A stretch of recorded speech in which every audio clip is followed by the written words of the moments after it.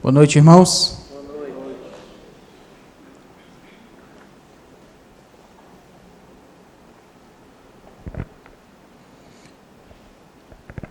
Hoje tem se falado, meus irmãos, muito sobre o passado.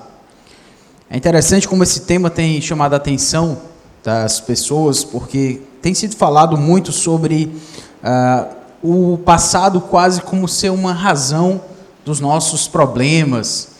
E hoje as pessoas falam muito sobre você precisa fazer as pazes com o seu passado, você precisa saber o que aconteceu no seu passado para entender exatamente o porquê de você fazer as coisas hoje.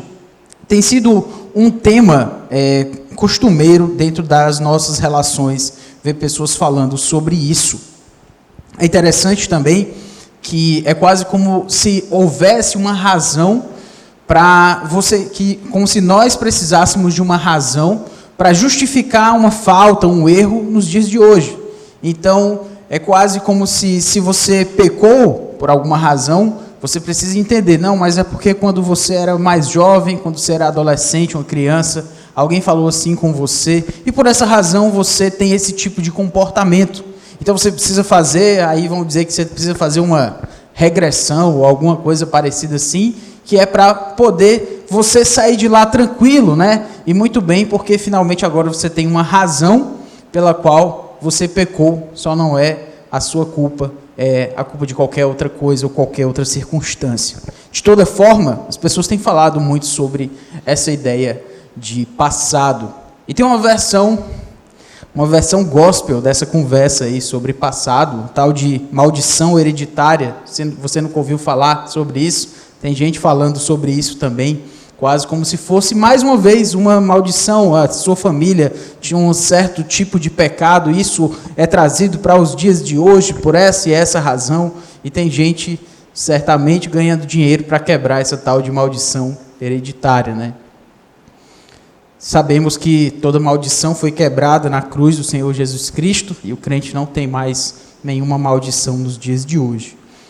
Mas o que eu quero chamar a atenção dos irmãos é que, apesar de todo esse discurso sobre passado, sobre como você deve encarar o passado, sobre o que o passado pode falar para você acerca do seu presente, a Bíblia, ela traz para a gente também o nosso passado, mas ela não fala para a gente do passado dessa forma assim, quase querendo nos desculpar de alguma razão. A Bíblia, ela fala do nosso passado, do passado daqueles que não têm ao Senhor Jesus Cristo. Ela fala de uma forma muito séria e ela nos manda encarar esse passado. Então eu quero chamar os irmãos para o texto no livro de Efésios, no capítulo 2, para nós olharmos para o nosso passado. Efésios capítulo 2, versículo 1.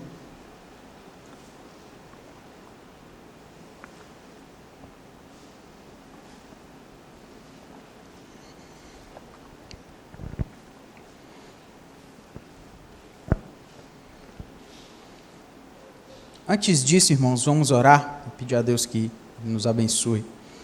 Grandioso Deus, todo-poderoso Pai, queremos nos colocar diante da Tua presença e pedir, Senhor, que a Tua graça venha nos abençoar, para que venhamos a entender a Tua palavra, para que ela seja que ela traga transformação para o nosso coração, para que ela nos confronte, para que ela nos conforte, ó Deus, e que o Teu Espírito Santo, ó Deus, mova o nosso coração em direção a Ti e à transformação que o Senhor espera de nós. Pedimos que o Senhor seja com a nossa atenção, que o Senhor seja com a nossa mente, que principalmente o Senhor seja com o nosso coração. Que todo o nosso ser esteja voltado para Ti e para o que a Tua palavra tem a nos dizer e para o que ela vai fazer em nós. Pedimos em nome de Jesus. Amém. Efésios capítulo 2, versículo 1. Ele vos deu vida, estando vós mortos nos vossos delitos e pecados, nos quais andastes outrora, segundo o curso deste mundo, segundo o príncipe da potestade do ar, do espírito que agora atua nos filhos da desobediência, entre os quais também todos nós andamos outrora, segundo as inclinações da nossa carne, fazendo a vontade da carne e dos pensamentos. e éramos, por natureza, filhos da ira, como também os demais. Mas Deus, sendo rico em misericórdia, por causa do grande amor com que nos amou, e estando nós mortos em nossos delitos, nos deu vida juntamente com Cristo, pela graça sois salvos, e juntamente com Ele nos ressuscitou, e nos fez assentar nos lugares celestiais, em Cristo Jesus, para mostrar nos séculos vindouros a suprema riqueza da sua graça, em bondade para conosco, em Cristo Jesus. Então, irmãos, falei para vocês que nós vamos falar, nesse primeiro momento, sobre como a Bíblia nos apresenta, como o apóstolo Paulo, aqui com um texto inspirado pelo Espírito Santo, como ele nos faz encarar o nosso passado. Já quero dizer para você que a imagem não é lá das melhores e que a gente precisa de estômago para perceber e ver aquilo que o apóstolo Paulo quer falar para nós sobre o passado de todo aquele que ainda não tem ao Senhor Jesus Cristo na sua vida. E preciso dizer também que se você ainda não tem a Cristo como Salvador da sua vida, ao invés de falar de passado aqui, estaremos então falando de presente, porque essa é a condição de todo aquele que não tem a Cristo ainda na sua vida.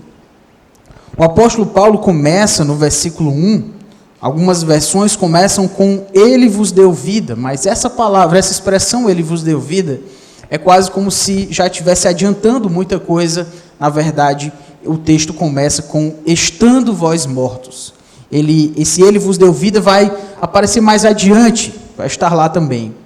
Mas o primeiro tom dessa conversa de Paulo aqui conosco é mostrando que nós estávamos mortos. Mortos em nossos delitos e pecados. E essa condição de mortos, eu falei, a gente precisa de estômago. O apóstolo Paulo ele não começou leve com ninguém. Ele já disse para você que você, sem Cristo, estava morto. Morto espiritualmente. Ah, mas eu não me sentia morto. A pessoa respirava, tinha as minhas faculdades mentais no lugar, fazia o que tinha que fazer da minha vida. Ok, mas espiritualmente, quem não tem a Cristo na sua vida, está morto. Espiritualmente morto, ser espiritualmente morto, é não poder fazer nada para Deus, é não poder agradá-lo. Hoje as pessoas estão buscando a transformação da sua vida, estão buscando a identidade para a sua vida, e esse ano você melhor, começa o ano, né? Estamos em janeiro, as pessoas tentam fazer metas para como ser um melhor ser humano, como deixar de fazer isso e aquilo, mas as pessoas não conseguem essa transformação diante de Deus. Elas não podem melhorar a si mesmas, porque elas estão mortas espiritualmente. E esse é o passado. Esse é o passado daquele que tem a Cristo hoje. Estávamos mortos em nossos delitos e pecados. Não podíamos fazer nada em favor ao nosso Deus. Não podíamos agradar a Deus, nem se quiséssemos. Por quê? Porque estávamos mortos. Às vezes, meus irmãos, a gente espera que as pessoas sejam transformadas e elas estão mortas. Elas não têm a Cristo. E como é que eu vou esperar a transformação da vida de uma pessoa que está morta? É como se você fosse para um cemitério, desculpe, é uma figura meio pesada, mas é você estar no cemitério e falando para os mortos, esperando que eles vão fazer isso ou aquilo. Saia desse lugar, vá para cá. Seria estúpido pensar assim. Também é estúpido pensar que alguém vai transformar a sua própria vida só porque você quer, se essa pessoa não tem a Cristo. Então, às vezes, a gente está esperando transformação das pessoas, quando, na verdade, elas estão mortas. Quando, na verdade, elas precisam de salvação. Quando, na verdade, elas precisam ser evangelizadas. E a gente fica impaciente porque as pessoas próximas a nós não são do jeito como a gente gostaria que elas fossem. Mas se elas estão mortas, elas precisam de salvação. Elas precisam de vida. E a nossa condição antes de termos a Cristo, é sermos mortos. Ah, mas eu não era uma pessoa assim tão...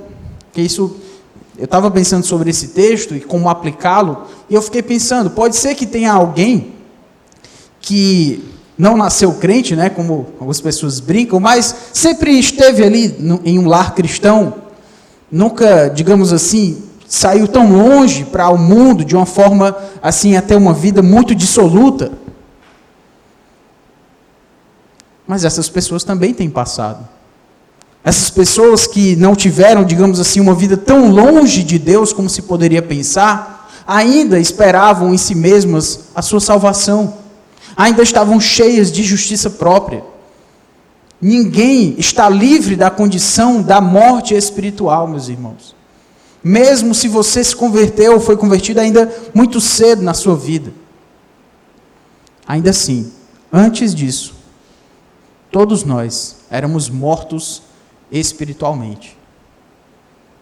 E é isso que nós precisamos encarar.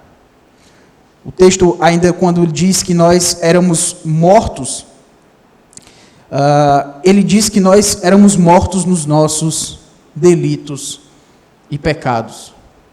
A condição do morto espiritual não vai ser transformada a partir de mais motivação. O que você precisa para ser transformado, para você ser uma pessoa melhor? Você precisa de um gás motivacional. Você precisa de alguém falando para você, vai lá, faça, e você vai finalmente mudar. Não vai. Não vai. Não precisa, não é mais motivação que vai fazer uma pessoa que está morta mudar. Não é mais culpa também. Às vezes a gente quer que elas sejam transformadas e fica dizendo, você está errado sim, você está errado sim, você está errado sim. Mas se a pessoa está morta espiritualmente, o que eu vou falar para ela? Ela precisa de Cristo, ela precisa de salvação. Ela não precisa de mais ordem para mudar. Se ela está morta espiritualmente. Eu quero ser muito franco aqui, irmãos. Às vezes a gente lida com as crianças, né? Os nossos filhos ainda crianças, mas se eles não têm a Cristo ainda, estão mortos espiritualmente. Precisam de vida. Precisam de transformação de vida. Ah, mas é uma criança. Tem muita inocência. Sim, tem muita inocência, mas também tem muito pecado ali. Desde muito cedo a gente nota nos nossos filhos a propensão para o pecado. A gente diz, não faça isso, não toque aqui. E quantas vezes eu já vi meus filhos, muito cedo ainda, não são da idade que são ainda não. Agora eu já vi muito pecado também, né? E eles já viram também muitos dos meus pecados. Mas o que eu quero dizer é que, quantas vezes eu disse, não faça isso. E eles olhando para mim, queriam fazer exatamente aquilo que eu tinha mandado que eles não fizessem. Olhando para mim. Me afrontando. É o pecado. E o que eu vou fazer com os meus filhos? O que eu tenho que fazer para eles? Eles estão mortos espiritualmente, eles precisam do Evangelho, eles precisam de salvação, eles precisam de vida. E a forma como a Bíblia chama aqui, eles estão mortos nos seus delitos e pecados, mas uma criança que não tem a Cristo, está morta nos seus delitos e pecados. Delitos e pecados. É assim que a gente chama o pecado. É assim que a gente chama as nossas falhas espirituais. Pecado. Não é um deslize. Às vezes a gente, para dar uma aliviada no nosso pecado, a gente usa uns eufemismos, umas palavras mais leves para falar do nosso pecado. Foi só um vacilo. Foi só um equívoco, né? Palavra bonita, né? Chique. Foi um equívoco. Foi um deslize, uma falha. Foi só um vacilo. E para as crianças a gente diz que foi só uma bobeira. Foi algo pequeno, algo que não foi pecado. Pecado. Jesus Cristo morreu por isso aí que você chama de bobeira, foi um pecado. E Jesus Cristo morreu pelo pecado. Às vezes a gente tenta chamar o pecado por nomes mais atenuantes, mas não. O pecado é tão sério que Cristo morreu por ele. Mortos nos seus delitos e pecados. O texto prossegue ainda falando do nosso pecado. O que nós fizemos para Deus?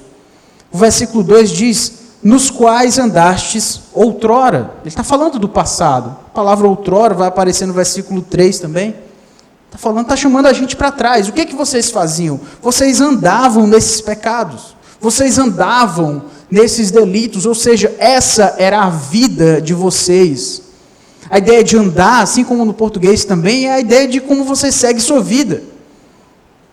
É assim, o normal, o padrão da vida daquele que não tem a Cristo é simplesmente pecar e não pensar nas consequências. Ah, mas a minha vida também não era tão dissoluta assim. Mas você ainda assim pecava, desagradava a Deus. Eram seus delitos e pecados. Vocês andavam assim, Paulo diz. No versículo 2 ainda, segundo o curso deste mundo. O que é o curso deste mundo? O curso deste mundo é basicamente o que esse sistema mundano traz para a gente, os valores que o mundo traz para a gente. Então, quem não tem a Cristo anda segundo os valores deste mundo.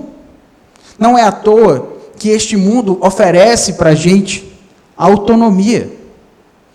Mas este mundo oferece para a gente uma autonomia, uma liberdade para você viver do jeito que você quiser. Isso já vem de muito tempo.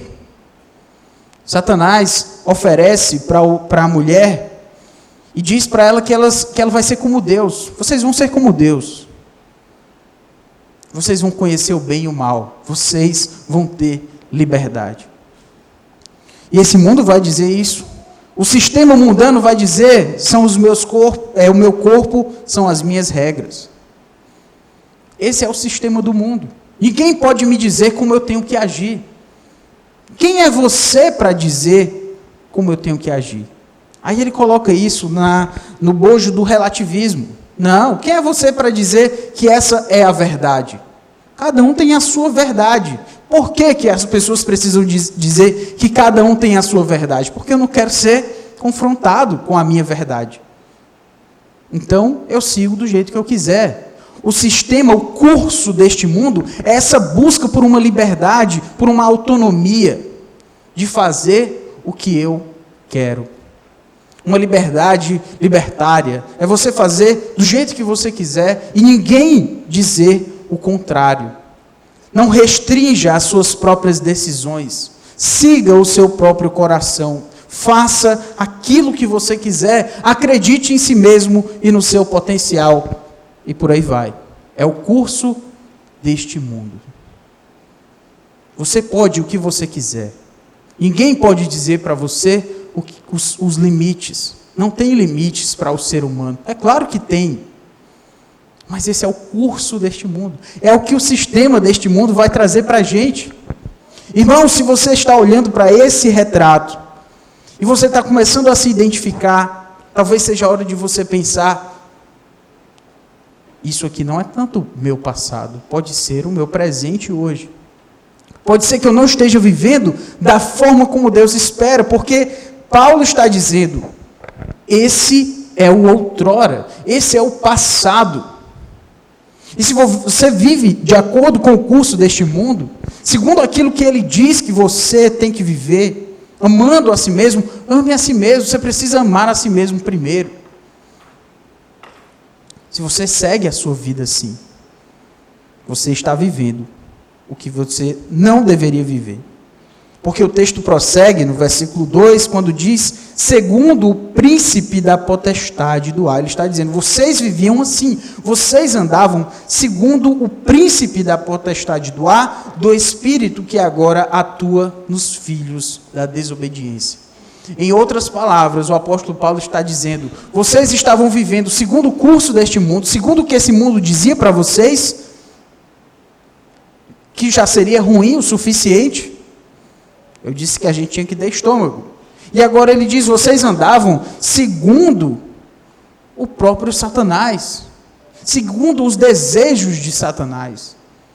Quem não tem a Cristo Jesus, Paulo está dizendo, anda segundo a vontade de Satanás. Ah, mas isso é muito pesado, isso é muito sério. De fato é. Mas o que é a vontade de Satanás? É basicamente a glória sem a cruz. É o conforto agora, sem sofrimento. sem dor, sem dificuldade. É você aproveitar esta vida ao máximo e não pensar nas consequências. Satanás vai dizer para a gente que a gente não pode sofrer. Satanás vai dizer para a gente, pare de sofrer. Só que às vezes ele usa algumas pessoas, às vezes é um bocado de gente para falar isso para você de várias e várias formas. Você não merece isso, você não merece esse sofrimento, você não merece essa dificuldade. Satanás oferece para a gente a glória sem a cruz. O nosso passado, a figura do nosso passado, é andar segundo esse mundo, é andar segundo os desejos de Satanás, príncipe da potestade do ar, do espírito que agora atua nos filhos da desobediência. Aí antes que alguém diga assim, mas eu não era assim, isso também é demais. Aí Paulo diz no versículo 3, entre os quais também todos nós andamos outrora.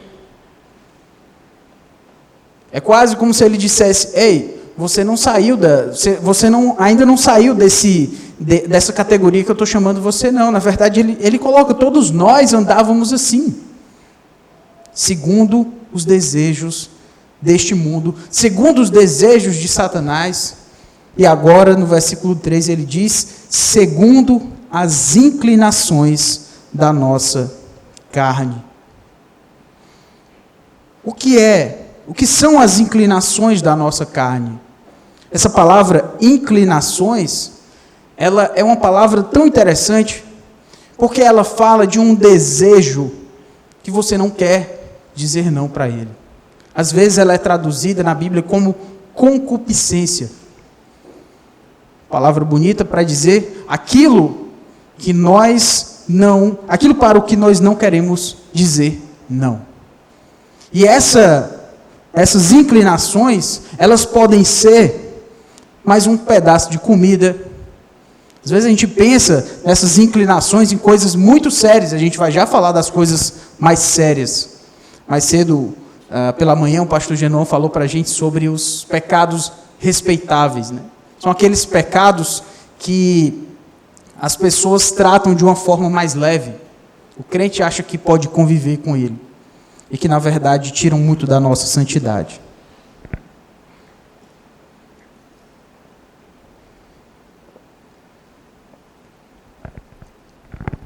As inclinações é mais um pedaço de comida que você sabe que não deveria comer, mas come mesmo assim. É mais um episódio que você sabe que você vai começar a entrar em excesso se você começar a assistir aquilo.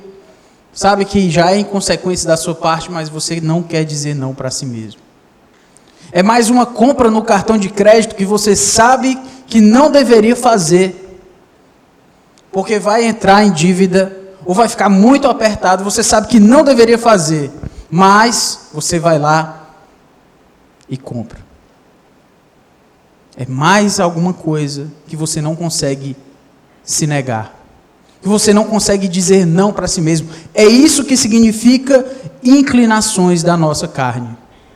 E Paulo diz que aquele que não tem a Cristo, ele vive assim. Ele não diz não para si mesmo. Ele está sempre dizendo sim para os seus desejos, para a sua vontade. E você não precisa de limites. Siga o seu coração. Seu coração deseja, pois então vá lá, obedeça.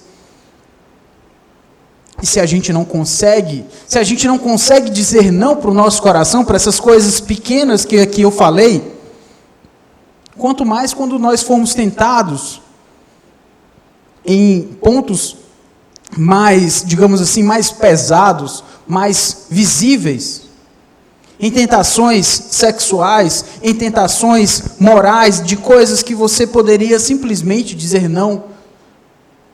Mas se você vem numa sequência de dizer sim para o que você deve dizer não, que é em coisas que são pequenas, o que você acha que vai acontecer quando as coisas ficarem maiores e as consequências se avultarem? Você não consegue dizer não também. Um grande pecado não começou grande, começou pequeno, começou com as nossas concessões, a nossa consciência. O texto de Romanos 14 é impressionante quando fala sobre isso. Bem-aventurado aquele que não se condena naquilo que aprova. Tudo aquilo que não provém de fé é pecado. Aquele sentimento que a gente tem lá no fundo do nosso coração, que diz assim, não devia estar fazendo isso. Sabe esse sentimentozinho, essa vozinha da nossa consciência? Acho que não está certo essa história. Mas a gente vai lá e faz. A gente está dizendo sim para as nossas inclinações. Para nós, a palavrinha lá é a palavra epifemia. Palavra bonita aí para você levar para frente, tá? Você está dizendo sim para os seus desejos, para as suas inclinações. Só que Paulo está dizendo, isso é o seu passado.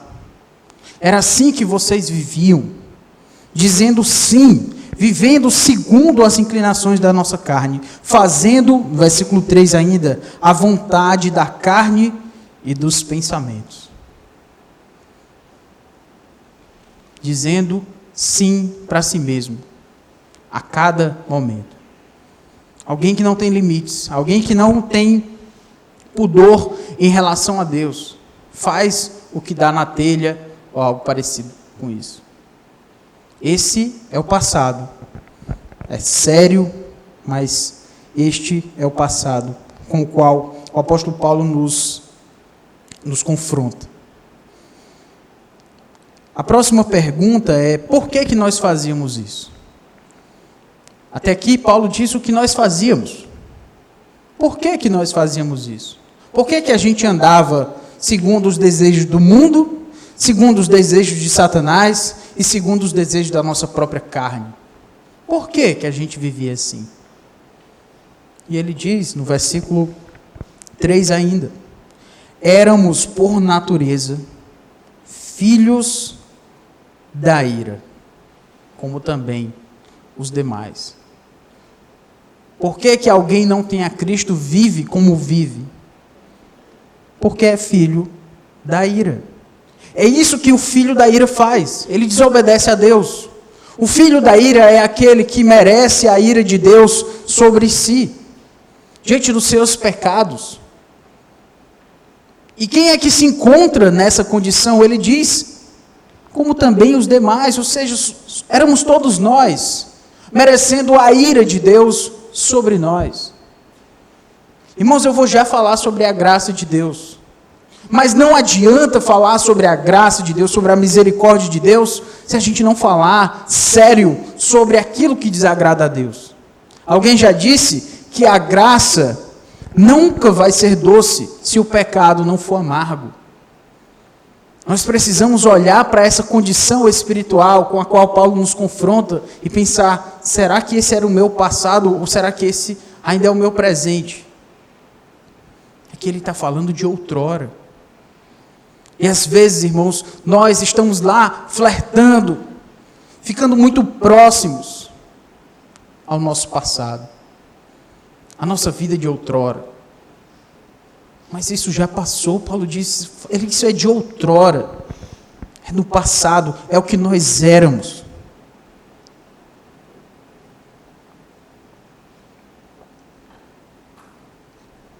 Nós éramos filhos da ira. A nossa condição requeria que Deus derramasse toda a sua ira sobre nós. Deus teria toda razão de derramar a sua ira sobre nós, de derramar o inferno sobre a nossa vida. Talvez você não vá ouvir esse tipo de mensagem por aí tão facilmente, mas é isso que a Bíblia diz. Nós merecíamos todos os infernos, nós merecíamos toda a ira de Deus, porque é isso que nós éramos, filhos da ira. Filhos da ira. É hora da gente parar e pensar, essa era a minha condição, esse era o meu passado, e era isso que eu merecia.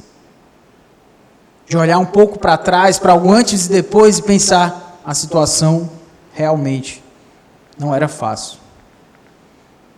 Eu não merecia nada da parte de Deus. Essa era a minha condição. Filhos da ira. Para que nós fazíamos isso? Com que propósito nós fazíamos tudo isso? Ora, filhos da ira. Nós éramos filhos da ira, nós fazíamos para agradar a nós mesmos. Para viver com menos dor e mais prazer neste mundo. Para aproveitar o que esse mundo tem para oferecer.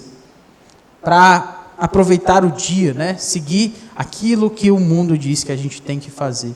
Cumprir as nossas próprias expectativas, os nossos próprios projetos e seguir a nossa própria autonomia. Era para isso que a gente vivia.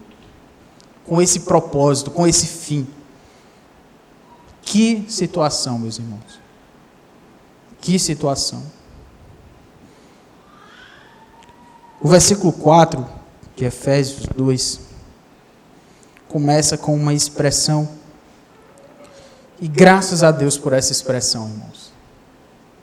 Ela começa com, qual é a primeira palavra do versículo 4? Mas. Ai, graças a Deus, irmãos, por esse mais. Porque se nós tivéssemos parado no versículo 3, meus irmãos, literalmente, que inferno que seria. Mas agora a gente vai ver o que Deus fez.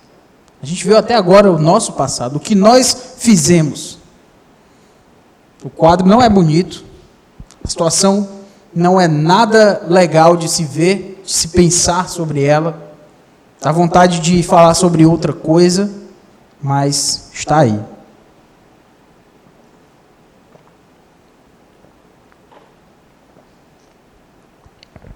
Mas Deus.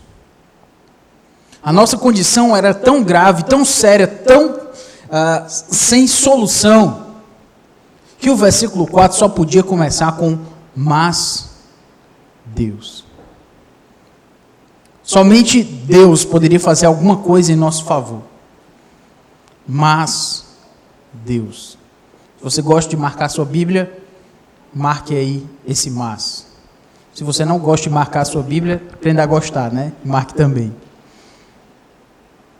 Mas Deus fez alguma coisa por nós. O que foi que Deus fez? Eu vou dar um pequeno salto e depois a gente volta para o versículo 4. Mas ele diz agora no versículo 6. Porque é uma continuação do que começa aí com Deus, mas Deus, versículo 6 agora, aliás, final do versículo 5. Mas Deus nos deu vida juntamente com Cristo. Pela graça sois salvos. O que Deus fez por nós? Deus nos deu vida. O que nós éramos? Mortos.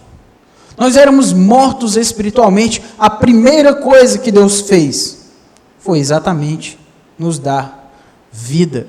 Agora você pode respirar espiritualmente. Agora você pode reagir. Agora você não é mais um morto, um defunto que está andando. Agora você não é mais isso. Agora Deus deu vida para você.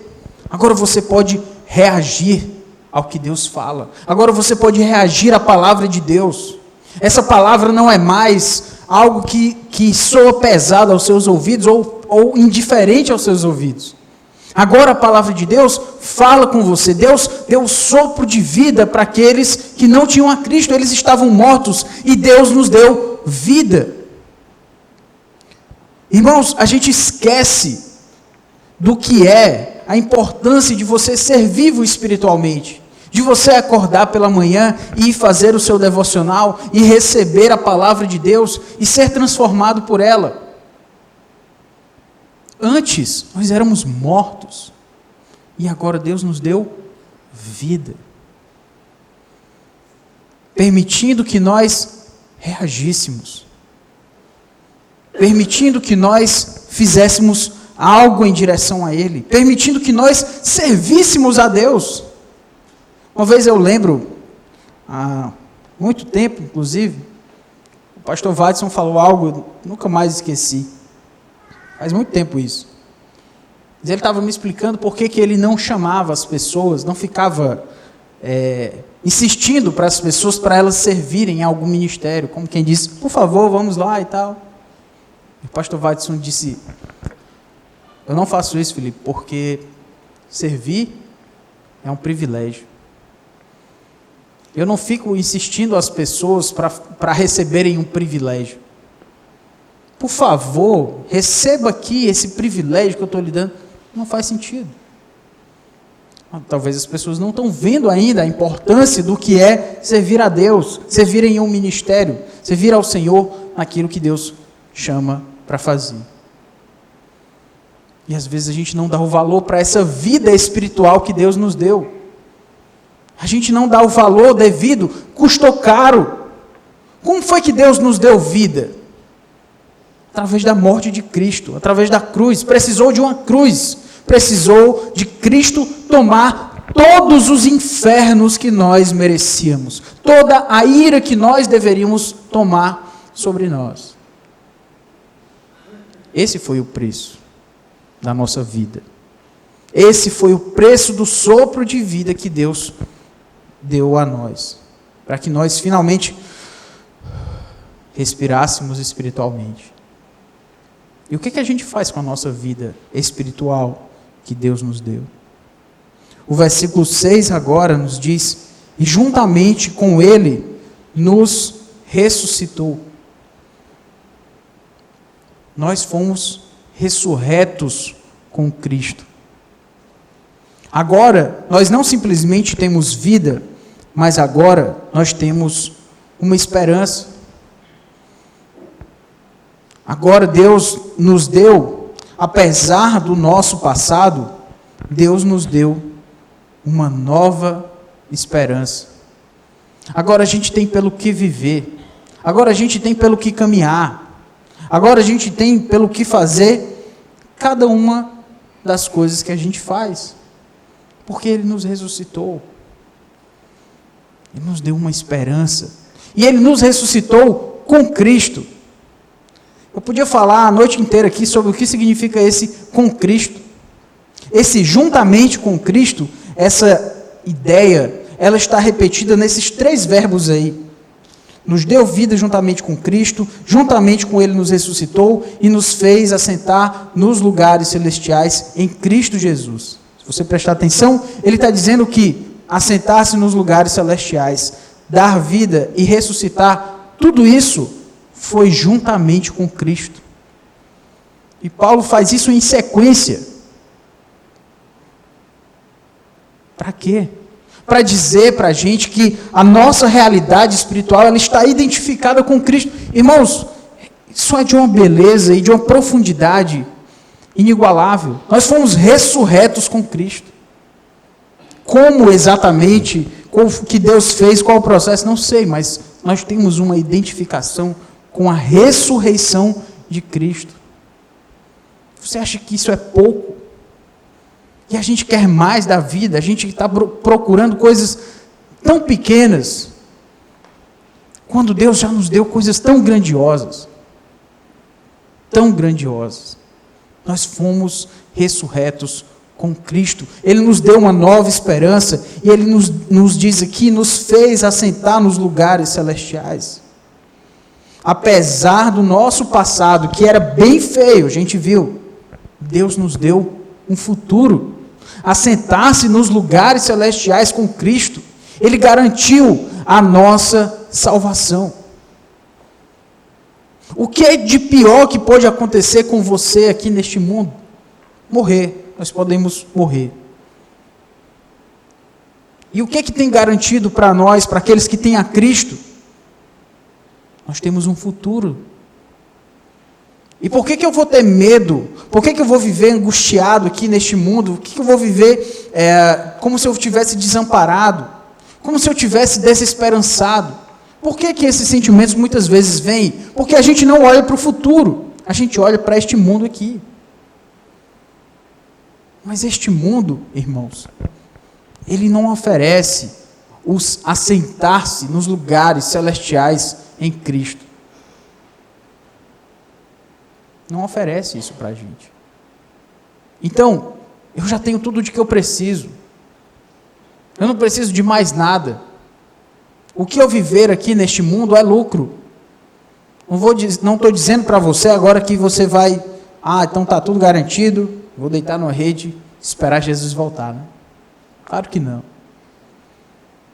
Mas o que eu estou dizendo para você é que o que havia de pior que pudesse acontecer com você, não vai mais acontecer. Se você tem a Cristo, a sua salvação está garantida. O que de pior pode acontecer? Pare para pensar assim. O que é de pior que pode acontecer comigo? Perder minha salvação? Não posso perder. Então, qualquer coisa entre esse pior que poderia acontecer, que não vai mais acontecer, qualquer coisa é pequena. Objetivamente é pequena, mas se a gente está com a mente nesse mundo, com a visão das coisas deste mundo, realmente elas vão ser bem maiores. Mas o que foi que Deus nos deu? Deus nos deu uma razão para lutar. Deus nos deu vida. Agora você é alguém, é um filho de Deus. Quem tem a Cristo é um filho de Deus. Deus deu identidade para nós. A gente costuma ouvir, né? Meu filho, você precisa estudar para ser alguém na vida. Parece que o estudo, o trabalho, a profissão, o sucesso profissional são aquilo que vão nutrir identidade, vão dar identidade para você. Não. Não que essas coisas não tenham a sua importância, tem. Mas o que dá identidade para a gente, irmãos, é a morte e ressurreição de Cristo. Se você creu nisso, você já tem o seu lugar. Você é um filho de Deus. Você foi ressurreto com Ele. Do que mais eu preciso? Agora você tem um futuro para mirar. Você tem uma esperança pela qual caminhar. Quando você pensar que não tem razão mais para seguir adiante, volte aqui para Efésios 2, 4, 5, 6 e veja o que Deus fez na sua vida, apesar de você.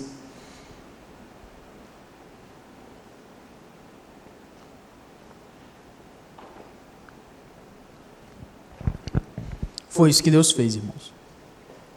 O que nós fizemos? Vivíamos segundo este mundo, segundo os desejos de Satanás e segundo os desejos da nossa carne. O que foi que Deus fez? Nos deu vida, nos ressuscitou e garantiu para a gente um lugar no céu. Espera aí. Nós agimos tão mal e Deus fez o quê? Deu vida, ressuscitou e ainda garantiu um futuro para nós.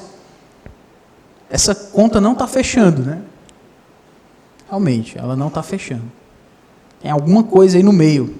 Está no meio mesmo. Eu pulei de propósito. Agora vamos voltar para o versículo 4. Por que que Deus fez isso? Mas Deus, sendo rico em misericórdia, por causa do grande amor com que nos amou. Vamos parar aí. Por que que Deus fez isso? Por que que Deus agiu de uma forma inesperada? Quando Ele poderia e deveria, de fato, pela sua justiça, jogar os seus filhos da ira no inferno. E ao invés disso, nos deu vida, nos ressuscitou e nos garantiu o lugar celestial. Por quê? Por conta da sua misericórdia. Porque Deus é rico em misericórdia. Porque é isso que Deus faz, irmãos. A identidade de Deus faz parte da identidade de Deus, a sua graça, a sua misericórdia. É Deus fazer aquilo que a gente não esperava que Ele fizesse. Espera aí, isso foi o que nós fizemos. O que Deus vai fazer? Então Deus vai... Não, Ele nos ama. Como? Pela sua misericórdia. Ele tem que ser de fato rico em misericórdia, porque a gente precisava de muita misericórdia. A gente precisava de muito perdão. A gente precisa até hoje de muita graça. Só tem esperança para nós porque Deus é rico em misericórdia.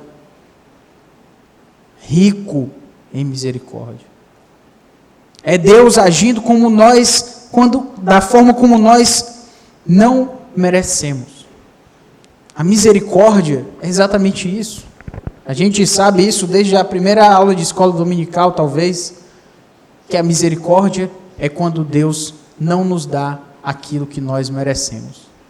Que a misericórdia é quando Deus segura tudo aquilo que a gente merecia receber, que era a sua ira. Por que ele fez isso? Porque ele é rico em misericórdia. Porque ele faz o que a gente não espera que ele vai fazer. Rico em misericórdia. E o versículo 4 prossegue quando diz: por causa do grande amor com que nos amou. Não sei se você prestou atenção aí, mas tem uma redundância, né? E é isso mesmo. Por conta desse amor com que Deus nos amou. Esse grande amor com que Ele nos amou. Só tem esperança para nós porque Deus é rico em misericórdia e porque Ele nos amou com o seu grande amor. O seu grande amor. Qual é a medida do amor de Deus? É só você parar e pensar um pouco. O quanto você ama outra pessoa? Não, tem algumas pessoas que eu amo assim, né? Eu ajudo, mas tudo tem um limite. Qual é o limite? Tem o bom senso, né? Também a gente não pode também fazendo tudo pelas pessoas e tal. Tem algumas pessoas pelas quais você faz mais, talvez porque você é mais próximo, porque talvez você deve ajudar aquela pessoa, não sei. Mas tem a medida do nosso amor. A medida é mais ou menos aquilo que a gente pode ou não fazer. Qual é a medida do amor de Deus? A medida do amor de Deus é o seu próprio Filho. O texto de João 3,16, tão conhecido nosso, porque Deus amou o mundo tanto, de tal maneira, ou seja, porque Deus amou o mundo com essa medida. Qual foi a medida do amor de Deus? Porque Deus amou ao mundo exatamente, entregando o seu Filho. Seu Filho unigênito. Ele entregou. Ele não só deu uma força para a gente. Ele não só nos ajudou de uma forma assim, para a gente não precisar buscar mais ajuda dele.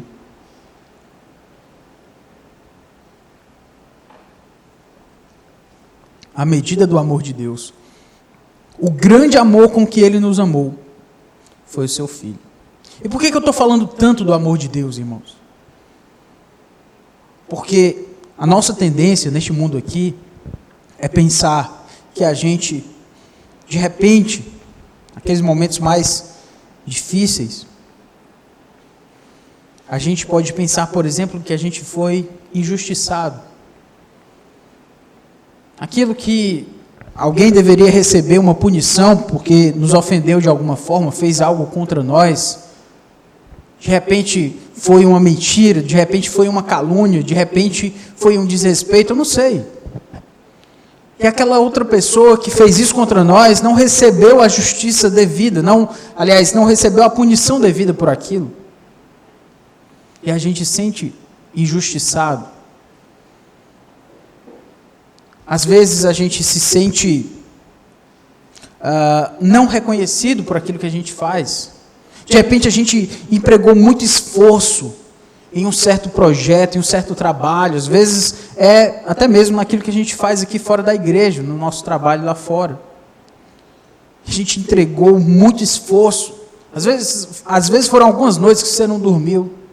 E no final ninguém lhe reconheceu. Ninguém bateu palmo para você. Não queria nem que ninguém batesse palma, não. Eu só queria que alguém fosse lá e reconhecesse que foi um trabalho feito a partir de muito esforço. Mas a gente não recebeu esse reconhecimento. Às vezes a gente se sente, de alguma forma, que não é amado. Mas eu entrego o meu amor, eu entrego a minha dedicação, eu entrego tudo aquilo que eu tenho. Às vezes é para um filho, e esse filho não corresponde. Às vezes é para a esposa ou para o esposo e não vem uma correspondência exata de lá. Às vezes a gente entrega tudo o que a gente tem, por exemplo, para uma empresa e aquela empresa não reconhece o nosso esforço, ou pelos funcionários, não sei. Mas a gente vive fazendo isso, entregando muito e às vezes recebendo pouco. O que a gente faz com isso? A gente lembra do grande amor com que Deus nos amou.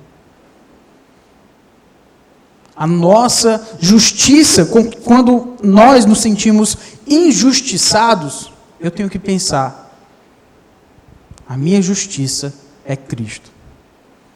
Ele é tudo de que eu preciso. Não preciso de mais nada se eu tenho a Cristo. Se ninguém me reconhece naquilo que eu tanto gostaria de ser reconhecido, só tem um reconhecimento que deveria, de fato, fazer pulsar o nosso coração. É receber o reconhecimento do Senhor e Mestre, Senhor Jesus Cristo. E o reconhecimento de quem diz, servo bom e fiel, entra no gozo do teu Senhor. Essa é a única validação. Esse é o único reconhecimento pelo qual a gente deveria lutar. O restante, irmãos, aqui desse mundo, os aplausos deste mundo, os seguidores deste mundo, as curtidas e comentários deste mundo, não valem nada. O que a gente precisa é do reconhecimento de Cristo, do grande amor com que Deus nos amou. E sabe o que Paulo nos mostra aqui? Isso já é a sua realidade. Se você tem a Cristo, você abraça a esse grande amor com que Ele nos amou. Se você tem a Cristo, por que você vai se sentir não correspondido em algum empreendimento que você deu, em algum trabalho que você fez, ou você não se sente correspondido no grande amor com que você deu para alguém? Você já foi amado por Deus, grandiosamente. Deus já deu a sua graça, Deus já deu a sua grande misericórdia, porque Ele é rico em misericórdia. Eu já tenho o amor de que eu preciso. Eu já sou amado por Deus, por aquele que mais importa. Então eu preciso do reconhecimento de Cristo, de Ele olhar para mim e dizer, servo bom e fiel. É isso, é por isso que nós temos que lutar, irmãos. A justiça de Cristo. Cristo recebeu a punição em nosso favor. Eu já tenho a justiça de que eu preciso. E na verdade, ainda hoje eu sou injusto para com Deus. E Deus ainda derrama misericórdia na minha vida. Aí eu vou ficar seguindo aí, reclamando, murmurando, porque eu sou injustiçado nesse mundo. Eu já tenho a justiça de Cristo vivendo em mim. Eu fui justificado, fui declarado justo por conta da obra de outro que pagou por mim, que rasgou o escrito da dívida. É impressionante o texto de Colossenses falar sobre esse escrito da dívida, que é como Deus contabilizando, marcando tudo aquilo que a gente faz de errado. Já pensou se Deus fazendo a contabilidade dos nossos pecados? Essa planilha é longa, viu? E sabe o que foi que Deus fez com essa planilha? Cristo rasgou o nosso escrito de dívida. Essa nossa planilha, com células infinitas para baixo, da lista dos nossos pecados. Talvez se fosse hoje, ela ia para a lixeira e ia apagar da lixeira, né? Rasgou o escrito da dívida. Eu recebi a justiça de Cristo. Eu quero receber, e se estou em Cristo, vou receber o reconhecimento de Cristo. E já sou amado por Deus, grandiosamente. O que mais eu quero? A gente não precisa de mais nada, meus irmãos. Nós já temos tudo aquilo de que nós precisamos. O que Deus fez? Nos deu vida. Por que Ele fez? Por conta da sua misericórdia, do seu grande amor. E agora o versículo 7 termina com o propósito. Para que Deus fez tudo isso? Versículo 7. Para mostrar nos séculos vindouros a suprema riqueza da sua graça, em bondade para conosco, em Cristo Jesus. Sabe por que Deus nos deu vida? Para mostrar a sua graça para este mundo. O estandarte da igreja, a propaganda da igreja, aquilo que deveria chamar a atenção da nossa igreja, não é não é o letreiro ali, Igreja Batista Luz do Mundo, por maior que ele seja e chamativo como deve ser de fato, né? A gente vê lá de longe, né, quando vem ali de baixo. Mas o que deve brilhar para as pessoas é a transformação da nossa vida. É a graça de Deus na nossa vida. A graça de Deus na vida de cada um que vem aqui e é transformado. Porque foi para isso que Deus fez o que Ele fez. Para mostrar nos séculos vindouros a suprema riqueza da sua graça. Para que as pessoas vejam que Deus age de forma inesperada, que Deus age de forma constrangedora, que Deus age de uma forma como nós pecamos, falhamos e não merecemos nada dele. E Ele vai e age em nosso favor, pela sua graça. Nos constrange. Senhor, eu não merecia isso, como é que o Senhor me abençoa? Pois é a graça constrangedora de Deus. E Ele nos salva para isso. Para testemunhar da graça dele para os séculos vindouros, como Paulo fala, para os dias de hoje. Deus age em nosso favor para mostrar a sua graça. Deus age em nosso favor por amor de si mesmo. Tem um salmo, o Salmo 23, tão conhecido nosso, quando diz: Ele me faz repousar em pastos verdejantes, leva-me para junto das águas de descanso, refrigera a minha alma. Deus agindo em nosso favor, o pastor agindo em favor das suas ovelhas. Que maravilha, que bênção! E por que esse pastor faz isso? O versículo 3 do Salmo 23 diz: Guia-me pelas veredas da justiça, por amor do seu nome. Deus age em nosso favor, por amor de si mesmo. Deus ama a sua própria glória. Tem gente por aí dizendo que você é o centro do amor de Deus, que você é o ponto fraco de Deus, e você está no centro do coração de Jesus.